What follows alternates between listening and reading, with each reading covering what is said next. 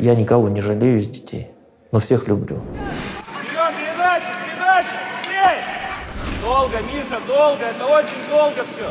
Помню, сказал тогда в раздевалке, что давайте биться до конца, потому что проигран бой, но не проиграна война. Были, конечно, спорные моменты, но решали их без мордобоя, без всякого. В зону заходим, в зону! Так и что, и девочкам никаких поблажек? Абсолютно никаких поблажек. Просыпаемся.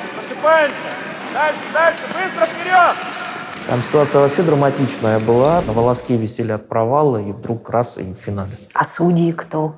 А мы как-то без судей обходились. Я им задаю вопрос, мы дальше будем проигрывать или мы все-таки попробуем что-то сделать?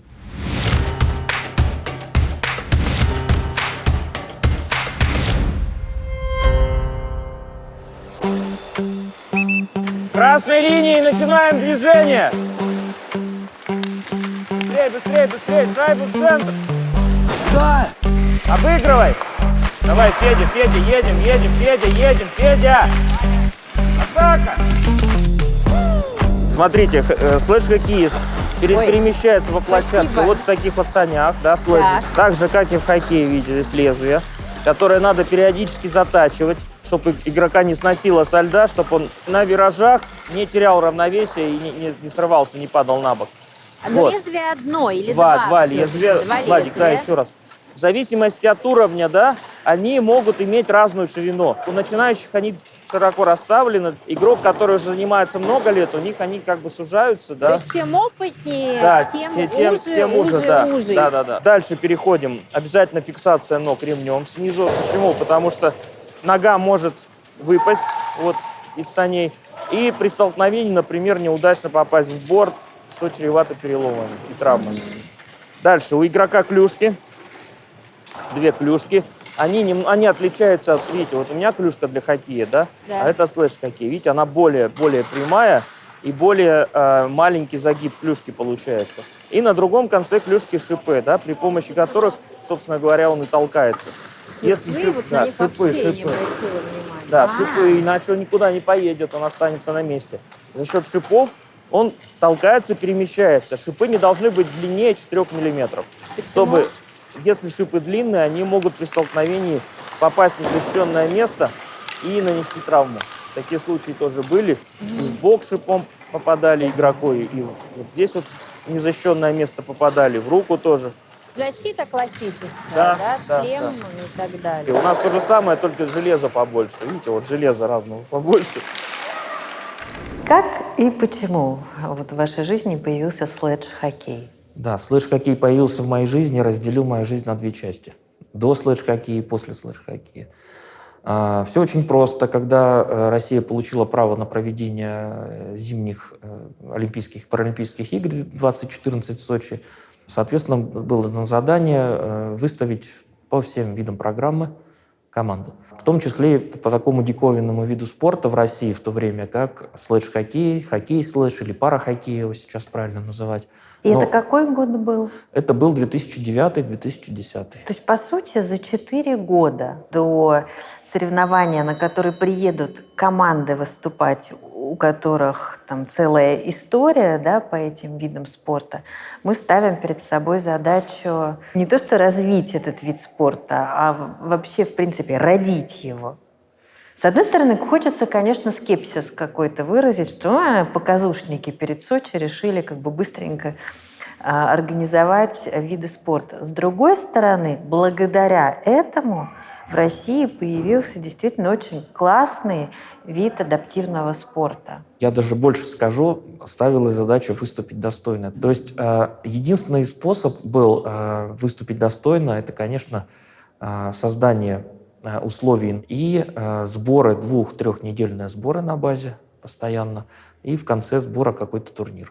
И вот все 4 года примерно вот так вот все и происходило. Потом мы поняли, что без встреч с американцами и канадцами нам успеха не видать. На первом турнире, конечно, мы встретились с американцами, волосы дыбом встали, потому что совершенно другой хоккей играют ребята, и скорости другие, и мобильность другая, и игровое мышление другое. Потихонечку как бы мы поняли, что можно с ними играть.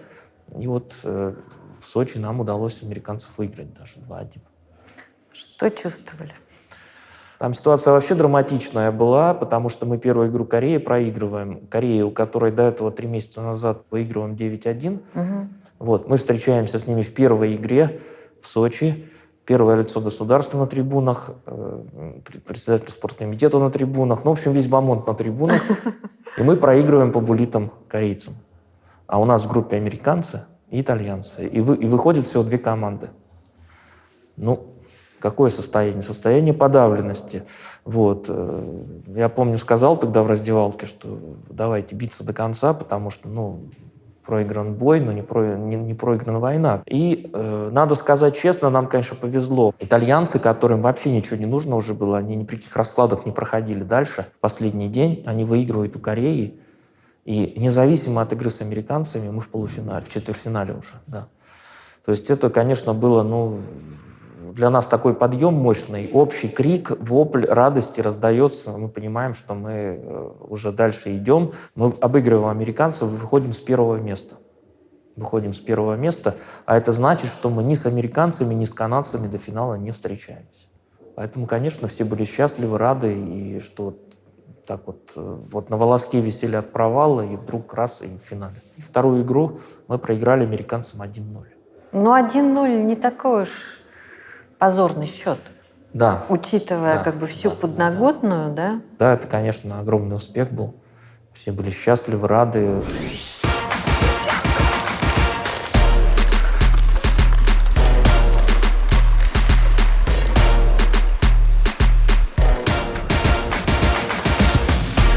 Елена, как давно вы привели сразу 2 игроков или по очереди в следж-хоккей? Уже чуть больше 4 лет. Первого привели Влада. То есть, а Веронике, ну, мы не думали, что девочки играют. И где-то недели через 2 вот, Андрей Васильевич говорит, давайте попробуем и девочку. Девочка села и поехала.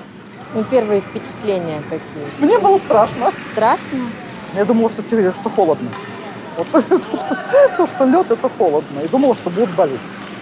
А получилось, что наоборот. Придя в хоккей, мы перестали болеть вообще.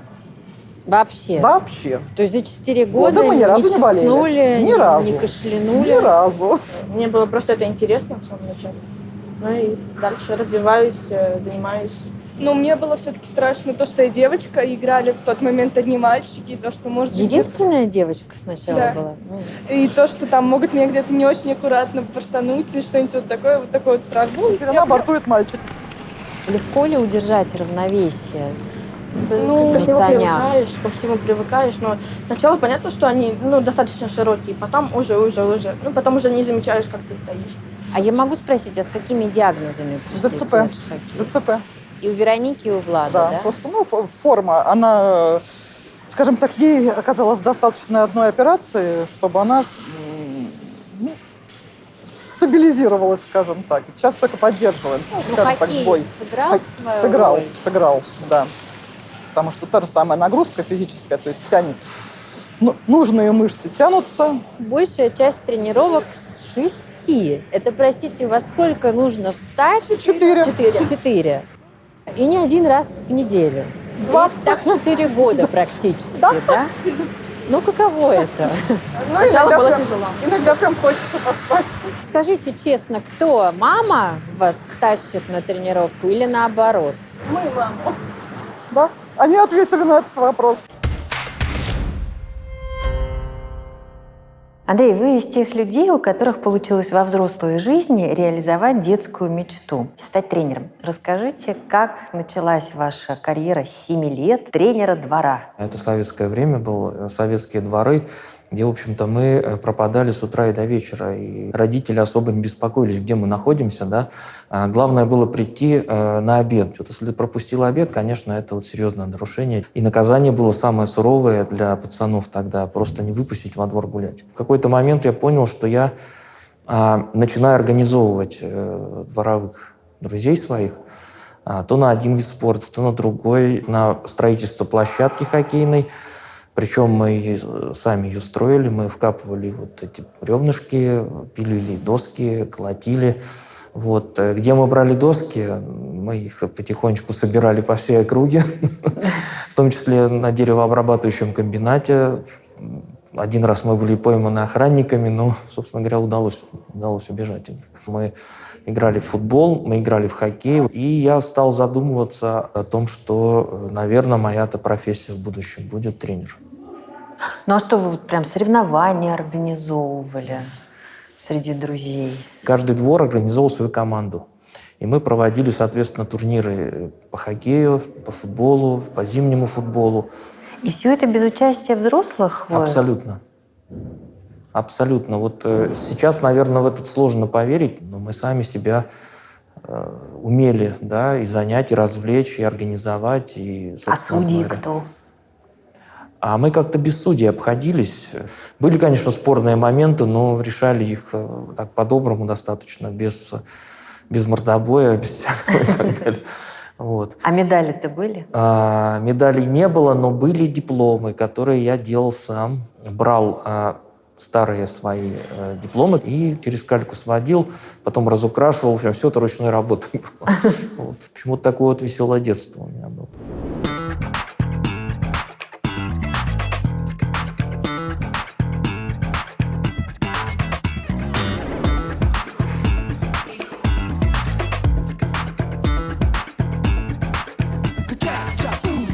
После Сочи про Сочи хоккей никто не забыл. То есть не получилось так, что галочку поставили и пошли дальше развивать летние виды спорта, да? Или я не права? Нет, конечно, не забыли, но мы ждали, что будет все-таки больше внимания. После Сочи такое впечатление, что как бы, да, уделяют внимание, но как обычным всем видам. То есть нет такого, чтобы обязательно надо было дальше развиваться. Ну и поэтому и в стране взрослых команд у нас, к сожалению, не прибавляется. Какие-то команды возникают, потом пропадают. То есть стабильно у нас в 4, в 5, 6 городах развивается взрослый слэш-хоккей. Вот. Этого, конечно, мало. Но судьба повернулась как-то так, что вы теперь поднимаете детский слэдж-хоккей в Санкт-Петербурге. И не только в Санкт-Петербурге, но и в России, потому что я являюсь старшим тренером детской слэдж-хоккейной лиги. На мне молодежная сборная. Петербургская детская команда сколько существует? Мы организовались осенью 2017-го, то есть 4 года. Родителям детей с инвалидностью вообще нелегко сориентироваться в плане спорта, да, потому что здесь много и страхов, и стереотипов, и нет единого какого-то медицинского мнения, да, по ограничениям. Один медик скажет: не беспокойте, не тревожьте вашего ребенка, а другой скажет противоположное, что нет, нужны физические нагрузки. И тут еще и вид спорта такой непонятный. Легко ли было привлечь игроков? И точнее их родителей, потому что в случае как бы детской сборной все-таки окончательное решение за родителем. Конечно, очень сильно повлиял на выбор детей турнир в Сочи. Многие дети, которые ко мне приходили в команду, видели эту игру по телевидению. Вот вы правильно совершенно говорите, что без родителей ничего бы этого не было. Вести ребенка на тренировку в 6 утра может только отчаянный родитель. А это, я считаю, что подвиг.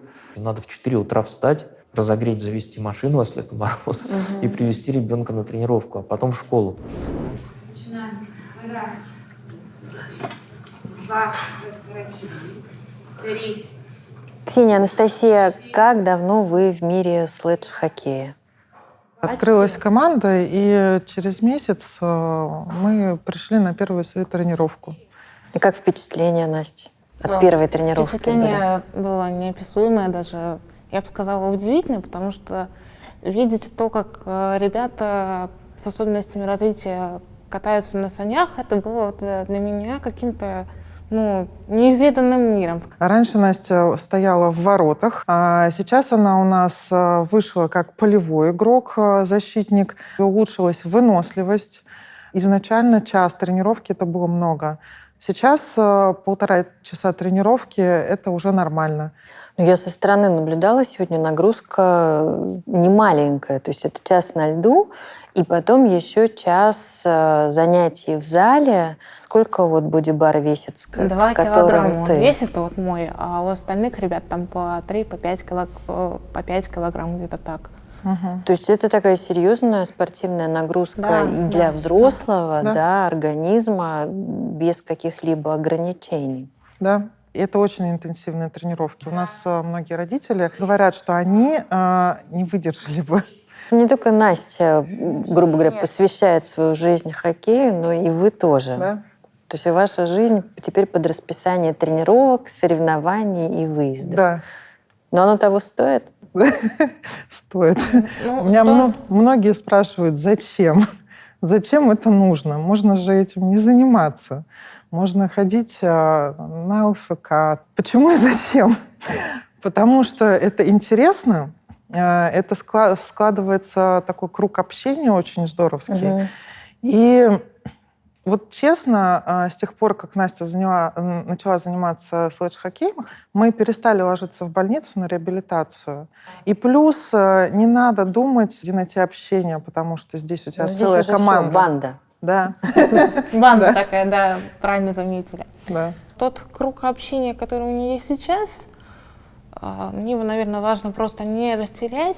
Сегодня мамы, которые наблюдали за тренировкой, мне говорили: боже, как нам повезло с нашим тренером. Наш тренер от Бога. Все, что происходит, все благодаря ему. Ну, мне приятно, конечно, это слышать, но здесь я бы сказал, что удачный союз тренера-родителей. Я тоже очень доволен своими родителями, потому что, ну, они легки на подъем. Они сделают все, чтобы ребенок тренировался, чтобы ребенок ездил на соревнования. А нам иногда приходится ездить за счет родителей. И вы видели, что папы выходили на лед, как бы совершенно безвозмездно помогали всем, не только своим детям. Вот. И мамы тоже. Хотя вот в обычном хоккее запрещено родителям находиться. Это правильно, я считаю. Не должны родители вмешиваться в действия тренера и в эту кухню вообще вмешиваться. Но у меня дети необычные, дети, которым в любой момент нужна помощь родителей. Ну, необычным детям нужен и необычный подход в работе тренера, да? В чем особенность в работе с детьми с инвалидностью? Не секрет, что многие удачные тренеры в вертикальном хоккее не хотят работать в слэдж-хоккее. Мало того, что это совершенно другой хоккей с точки зрения как бы самой игры, но и с точки зрения общения с ребенком, да, это тоже очень серьезно, потому что вот я вспоминаю первые тренировки, чем мне приходилось заниматься, это только поднимать детей. Они падают, я их поднимаю, они падают, я их поднимаю. Нужно тоже все объяснять, то есть не торопиться. Здесь очень важно набраться терпения. Здесь ни в коем случае нельзя форсировать. Некоторым, наверное, просто тяжело с такими детьми работать, они их жалеют в какой-то степени, не могут требовать. Вот у меня принцип: я никого не жалею из детей, но всех люблю. Интересный подход. Да, потому что, требования все равно должны. Я им задаю вопрос: мы дальше будем проигрывать или мы все-таки попробуем что-то сделать? Попробуем сделать. Говорю, тогда не обижайтесь. Что по результатам, достижениям? Задумывалась вначале команда, вообще не нацеленная на какие-то спортивные результаты, потому что я когда увидел деток, я понял, что тут только реабилитация. Наверное, где-то в целый год мы в этом режиме и прозанимались. Запрос пошел от детей. Им хотелось соревноваться, они уже окрепли, они уже чему-то научились. Уже видели себя чемпионами. Да. И им уже захотелось забрасывать шайбу в ворота. Вот на сборе в 2018 году мы сыграли свой первый матч, такой как бы неофициально товарищеский, с командой «Умка» из Московской области.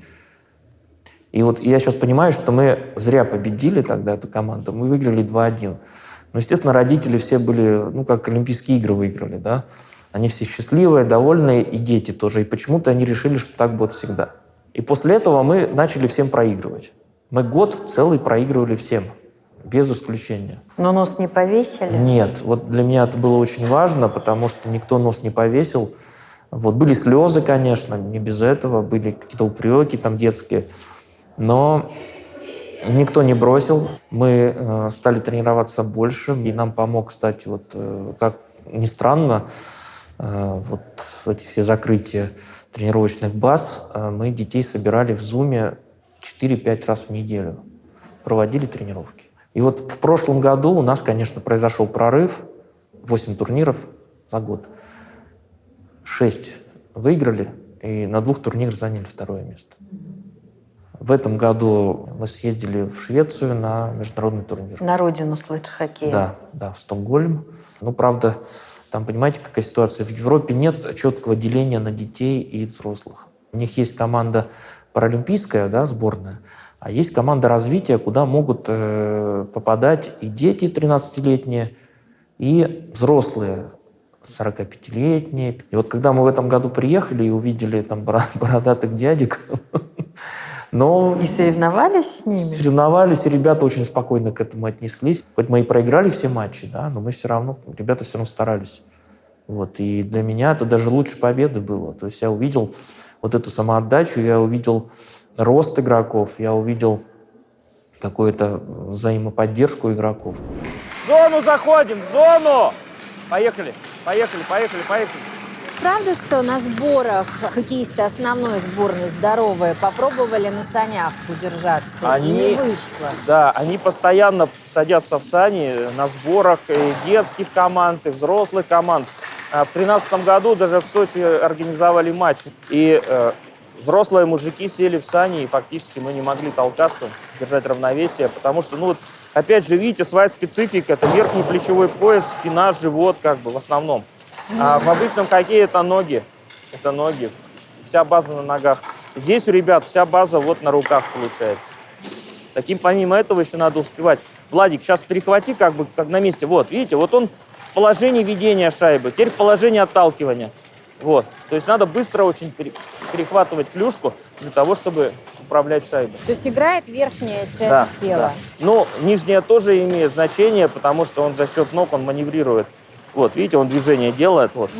За счет этого он как бы, у него маневренность, он не едет как трамвай, образно говоря, по рельсам, да, а он может управлять движениями своими. Соответственно, вот 2 лезвия, они вот как, например, в сноуборде, в горных лыжах, есть понятие кантоваться, да, то есть он может уйти на одно из лезвий, да, и за счет этого сделать резкий поворот в сторону, видите? Вот. Еще одну особенность заметила. Смешанная команда. Девчонки играют. То есть слэдж-хоккей допустимо, да? Смешанная история. Да. Так и что, и девочкам никаких поблажек? Абсолютно никаких поблажек. И во взрослом хоккее. И во взрослом хоккее. Вот в сборной Норвегии играет Лена Шрёдер, игрок. Она как мужчина в сборной выходит на лед постоянно.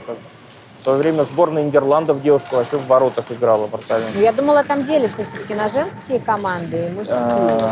Или тоже как бы смешанные? Женские команды у нас в Соединенных Штатах Америки, в Канаде и в Европе очень мало женщин, играющих в слэдж-хоккей. Но пока, к сожалению, не может получить то развитие, что у мужчин. Вот. Как только будет женщин много, то, естественно, конечно, они будут играть свой чемпионат. Шайбу собираем!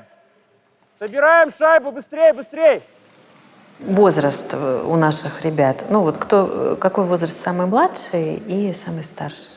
Ну вот вы сегодня видели, самый младшенький у нас Елисей, которому 8 лет. И самый старший у нас Миша Чистухин, ему уже 19 лет.